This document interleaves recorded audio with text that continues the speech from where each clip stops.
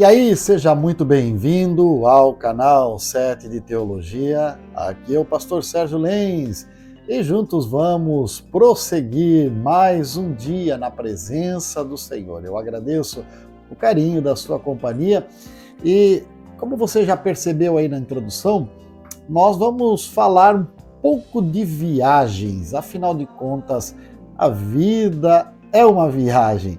Então, enquanto você vai escutando a história aí, vai descendo o dedo aí, já vai colocando a sua inscrição em dia e compartilhando com muita gente, tá bom?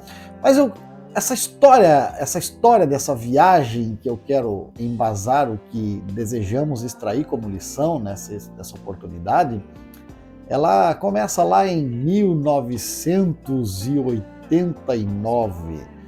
Alguns de vocês talvez nem tinham nascido ainda, mas nessa época, década de 80 especificamente, eu morava em Joinville e tinha o hábito de viajar praticamente todos os finais de semana a Massaranduba, 60 quilômetros de Joinville, uma cidade de interior, uma cidade que é considerada a capital brasileira aí do arroz, dos produtores de arroz, e a família, no caso, na época lá, meu avô e minha avó maternos, e também tios que moravam lá, inclusive o tio era prefeito da cidade, enfim.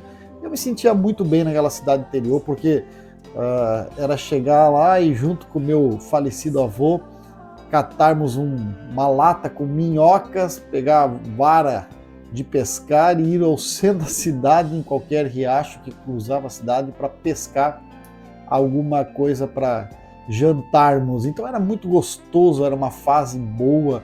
Eu havia saído da adolescência, estava na juventude e agora estava namorando e vou levar a minha namorada junto para passarmos um final de semana lá com os meus avós. E comprei na quarta-feira, eu sempre fui muito precavido, né? Iríamos viajar sábado de manhã, às 7 da manhã, iríamos sair com o ônibus, e comprei na quarta-feira. Então, para sair de casa, eu tinha que pegar 2 ônibus para ir, 2 para voltar, para chegar. Hoje são 4, porque tem terminais no meio, para ir à rodoviária, comprar a passagem antecipadamente. Então, tudo já começa na quarta-feira. Comprei as passagens, comprei uma linha que era Joinville-Blumenau, uma linha direta, iria descer na marginal da rodovia, porque era próximo ali, 4 ou 5 quadras, e tá tudo certo. Então uma viagem que hoje se faz aí em torno de 50 minutos, no máximo 55 minutos, naquela época ela duraria talvez 1 hora, não mais que isso, porque era uma linha direta. Bem, saímos, acordamos às 4 horas da manhã, 5 horas da manhã, pegamos os ônibus para atravessar a cidade, chegar à rodoviária, chegamos na rodoviária às 6 e pouquinho, embarcamos e o nosso ônibus não saiu às 7 horas como havíamos planejado e como estava descrito na passagem. Houve lá um contratempo com o motorista e acabamos já atrasando, saindo lá para perto das 7h30 da manhã. Ok, mas agora nós vamos, agora está tudo certo. E quando o ônibus está saindo da rodoviária, a rua que saía da rodoviária estava sofrendo uma manutenção. E até fazer a volta num ônibus grande, dar a volta na quadra e dar a volta praticamente no bairro inteiro, lá foi mais um atraso. Fomos para frente, o ônibus finalmente pegou a rodovia BR-101. E a BR-101, naqueles dias, quem lembra dessa época, era uma aventura, porque era uma pista simples, um ida e volta, mão simples, então não era pista dupla como hoje é. Não tinha as manutenções que hoje tem, né? Naquela época era um queijo suíço. E rodamos mais ou menos aí uns 25 quilômetros. Pouco antes de chegar sai da rodovia da BR-101 para a rodovia que liga Jaraguá do Sul, havia uma carreta tombada de fora a fora. Bom, até parado na fila, até que o motorista chegou perto daquele acidente e descobriu que não tinha como passar, porque de marginal a marginal estava a carreta trancando tudo. fazer a volta num ônibus grande, numa rodovia simples, com movimento, com uma porção de carros e tal. Então você imagina o tamanho do transtorno que foi aquilo. Ele fez a volta e se dirigiu de volta para Joinville. Pouco antes de chegar em Joinville, havia uma estrada vicinal, uma estrada secundária de terra, e o motorista deveria conhecer, porque entrou naquela estrada, no meio, mato dos dois lados, rodou muito para sair numa região conhecida na época como Itinga 2, hoje é uma região próspera, já praticamente Joinville está colada com Araquari, praticamente ligou os bairros, então não há mais muita diferença, mas naquela época, imagine você, mato para tudo que é lado, passamos inclusive por um momento em que havia um armazém de secos e molhados, com cavalos amarrados na frente, e nossa, voltamos no tempo, estamos vivendo aí o faroeste. Ok, mas então ele foi pela rodovia que liga Joinville a Araquari, deu a volta, saiu por trás daquela carreta, 20 metros depois dela, né? Então, mas agora finalmente agora ele vai tocar, estamos felizes. É uma linha direta, então agora, antes de chegar a Jaraguá, ele entra à esquerda, em direção a Massaranduba, passa por Massaranduba e vai a Blumenau, então chega de Massaranduba, é coisa de 30 minutos nós estamos lá. Mas, lê do engano, quando chegamos na região de Guamiranga, o ônibus entra à direita, numa estrada de terra, e faz toda a cidade de Guaramirim, parando inclusive em alguns pontos, até chegar no pequeno terminal rodoviário e parar lá 20 minutos. Eu fui, naturalmente, nessa hora eu já estava cuspindo marimbondos, né? Fui lá falar com o motorista, ele disse, pois é, não tenho culpa, você comprou como linha direta, mas esse aqui mandaram mudar na última hora e tal. E senta pacientemente, né? E esperei com paciência no Senhor, e vamos lá. Saímos dali e disse, bom, agora Guaramirim, Massaranduba, 15 minutos nós estamos lá.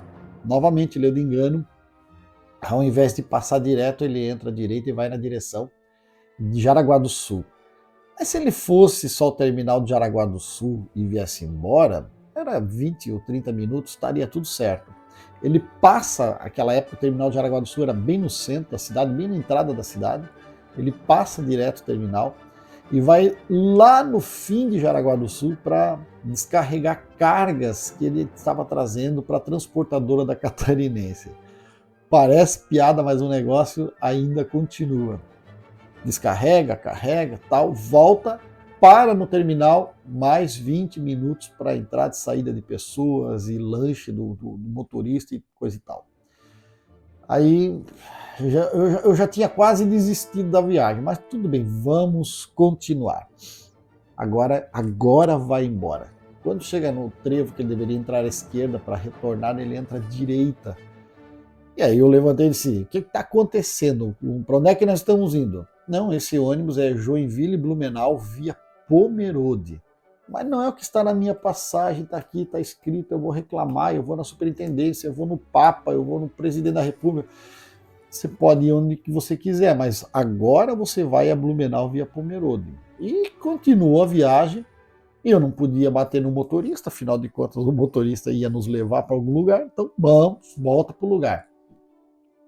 Quando nós estamos chegando, pouco antes da entrada da cidade de Pomerode, havia uma manutenção na rodovia, uma vala de meio metro de profundidade por largura, de fora a fora, e o motorista precisou pegar um desvio entrando à esquerda, descer um vale que chegou a ficar uns 10 graus mais frio do que estava antes do mato fechado que era.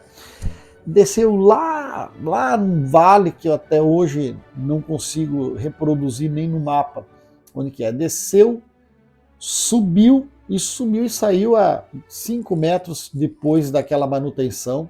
Agora vai. Chegamos no centro de Pomerode, ele parou para embarcar e desembarcar pessoas. Quando ele está saindo da cidade de Pomerode, um carro vem buzinando, corta a frente, para o ônibus, e alguns estudantes de engenharia da FURG vieram falar com o motorista que eles haviam no dia anterior andado com esse ônibus e tinham esquecido projetos de engenharia dentro do ônibus. Mas ele podia ter ido direto no último banco onde ele estava e olhado no bagageiro acima dele. Não, eles começaram lá do primeiro banco a tirar todas as malas de cima para ver, porque o projeto é um tubo fino que no bagageiro ele cai na parte de cima. E ele foi tirando todas as malas de todos os assentos até chegar no último onde ele estava realmente sentado. Aleluia! Bom, agora vai. Chegamos em Blumenau, isso já era 1h da tarde, para quem saiu às 4 da manhã, às 4 da manhã levantamos, 5 da manhã saímos de casa, uma viagem de 60 minutos, já era 1 da tarde. Cheguei no restaurante e disse, moça, eu preciso almoçar, mas naquela época só se usava cheques, né? E cheque de outra cidade ninguém aceitava. Ele disse, meu cheque é de Joinville, é especial, tem cartão, tem documento, sou funcionário do banco e, por favor, me aceite. Aí ela ficou com piedade, vendeu o almoço, almoçamos, compramos a passagem para sair às 3 horas da tarde. Lá ficamos mais 2 horas esperando. Pegamos o ônibus de Blumenau a Massaranduba, que deveria ser uma viagem aí talvez uns 45, 50 minutos. Mas no meio do caminho, antes da entrada de Luiz Alves, havia um acidente. Paramos no acidente, esperamos um pouco, liberou a pista, seguimos. Passamos a entrada de Luiz Alves, o que acontece? O ônibus quebrou. Você não acredita, mas essa é a triste história de uma realidade. O ônibus quebrou, tivemos que esperar mais 1 ou 2 horas até que viesse um outro ônibus para fazer todo o transbordo de passageiros e chegarmos finalmente em Massaranduba às 6 horas da tarde. Das 7 da manhã, quando efetivamente saímos da rodoviária para uma viagem de 50 minutos para chegar às 6 horas da tarde. E aí você diz, pastor, que viagem! E é verdade, que viagem tumultuada, que viagem despreparada. Nós saímos como era muito frio, estava em pleno inverno. À medida que o tempo foi passando, saímos muito encasacados e quando chegamos lá nós parecíamos uma salada de cebola, porque tínhamos tirado pelo menos uns 4 casacos cada um e uma pilha de casaco, mais a mala da viagem, enfim. E você imagina que nada daquilo foi preparado. A minha pescaria daquele dia, as minhas brincadeiras com a minha avó, com meu avô, tudo daquele dia foi por água abaixo. E nós, naturalmente, chegamos para jantar, dormir, curtir um pouquinho no outro dia e domingo à tarde já pegar o ônibus de volta para voltar para casa, porque segunda-feira tínhamos que trabalhar. Qual é a lição que eu tiro disso? Que verdade que eu extraio disso? Que a nossa vida, ela é feita de viagens. A nossa vida é feita de programas de idas e vindas que nem sempre dão certo. Muitas vezes você vai programar o seu dia, sua semana, o seu mês, o seu ano, e as coisas não vão dar certo. Você vai imaginar o norte, mas acaba indo para o sul. Imagine você trabalha, você tem seus compromissos, e se eu dissesse para você, vamos ali na praia, tirar um dia de descanso, você vai dizer, não, pastor, eu não posso, Deus o livre, que coisa séria, porque eu trabalho, porque eu tenho compromisso, meu chefe me manda embora, e eu dependo desse emprego, lá. Mas se alguém disser, sua mãe, seu pai, seu irmão, seu primo, seu melhor amigo, sei lá, acabou de falecer e vai estar sendo levado para ser velado, você para tudo. A morte, ela faz parar tudo. Vai ficar o trabalho, vai ficar os compromissos, vai ficar tudo. E a morte é uma realidade, é um fato que está aí à nossa porta. Você veja que pequenos detalhes atrasaram a minha viagem em mais de 12 horas. Pequenos detalhes me tiraram da rota. Coisas combinadas previamente, coisas pagas, inclusive eu paguei, uma passagem era quase o dobro mais caro. Muitas vezes, depois daqueles dias, eu pensei em procurar a empresa para ter pelo menos o reembolso, mas coisas que nem vale a pena. Talvez nos dias de hoje, né, onde a nossa sociedade vive um mimimi constante, eu quero os meus direitos, quero os meus direitos, quero os meus direitos, talvez até conseguiria alguma coisa, mas não vale a pena, sabe por quê? Porque nós precisamos estar preparados para o imprevisto. E quando eu falo de imprevisto, eu digo ter um plano funerário, ter um plano de saúde, ou pelo menos ter um pequeno seguro. Bancos aí fazem seguro a 20, 25 reais, seguro de vida. Você precisa estar preparado para essas coisas, para as eventualidades. Eu programo as rotas, eu vou fazer um casamento, tenho um compromisso, eu olho o Google, vejo as rotas, vejo os compromissos da cidade naquele dia para ver se não vai ter fechamento de vias, se não tem excesso de veículos na cidade, coisas que eu valha. Tudo é programado antes, precisamos fazer. Por quê? Porque os pequenos imprevistos poderão nos tirar da rota e poderão atrasar todo o nosso planejamento. Mas tem um planejamento que é maior do que tudo isso. E é aqui que eu tiro a grande verdade. Você precisa planejar a eternidade. A eternidade é ali.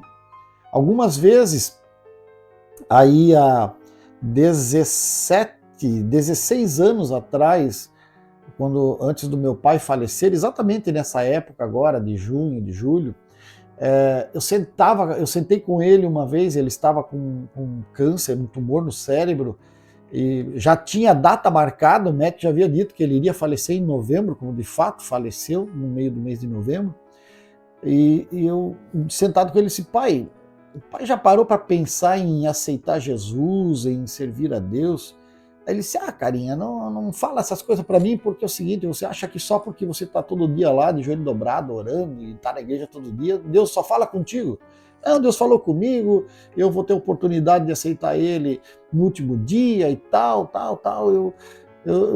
e cada um fica na sua. Eu disse: pois é, pai, porque é o seguinte, ele disse, e depois tu nem sabe se tem alguma coisa no outro lado, tu nem sabe se tu está certo. Eu disse: pois é, o negócio é o seguinte, se eu estiver certo, se existe a eternidade, se existe o outro lado, eu vivi uma vida boa, fiz a coisa certa, aceitei a Jesus no tempo certo e vou desfrutar da eternidade. Se eu fiz a coisa errada, porque não existe nada, morremos como animais, desaparecemos e sumimos, mas eu vivi uma vida boa, eu vivi uma vida em paz com aquilo que chamamos de Deus, que é a entidade superior que criou todas as coisas, que talvez você não acredite, outros não acreditem.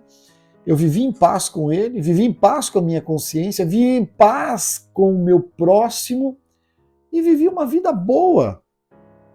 Aí, se você não aceita Jesus como Salvador e eu estiver certo, para onde você vai? Cada um fica na sua, cada um fica na sua. E nós respeitamos, eu respeito você, eu respeito o seu pensamento, a sua linha de pensar. Mas responda para mim, a vida é cheia de altos e baixos, a vida é cheia de programações que dão ou que não dão certo. E se você estiver errado? E se de fato para ir para o céu precisa aceitar Jesus? Não são boas obras, não é Maria, não é Pedro, não é Buda, não é Maomé, só Jesus. Ele foi muito enfático. Eu sou o caminho, a verdade e a vida. Ninguém vem ao Pai senão por mim. Como é que vai ser a tua história, a tua existência ao apagar as luzes dessa vida? Fica aí uma questão para você pensar, tá? Eu tenho um livro que está aí, a capa dele, Vai e Não Peques Mais. Ele começa fazendo uma paráfrase da mulher que foi pega em pecado, em adultério, levada a Jesus para ser apedrejada. Jesus não fala nada e só diz: quem não tem pecado atire a primeira pedra. Todo mundo jogou a pedra no chão e foi embora. Jesus olhou para ela e disse: eu também não te condeno, se não tem nenhum acusador, vai e não peques mais. E ela foi embora. E o livro vai tratar exatamente disso. O que acontece no outro dia? O que acontece nos dias subsequentes para alguém que tinha o hábito contumaz do pecado? Como como é que a gente se vira depois de encontrar a Jesus? Então, tá aí uma boa recomendação para você praticar a sua leitura diária, tá? Entre em contato, peça o seu livro, eu envio para você. Mas, afinal de contas, para que o meu vídeo não fique muito longo, eu quero deixar a você esse conselho. Muitas vezes você vai programar a sua vida e as coisas não vão dar certo. Entenda, apesar de aqui nessa vida, nesse mundo, ele às vezes se apresentar uma bagunça generalizada que vai interromper os seus planos e projetos, nós temos um Deus que está acima de todos e acima de tudo. Ele ainda é, porque ele foi e será o maior, o melhor e o mais fiel companheiro. Por isso, façamos uma boa semana na presença dele. Deus te abençoe, forte abraço, eu te espero amanhã com uma nova história.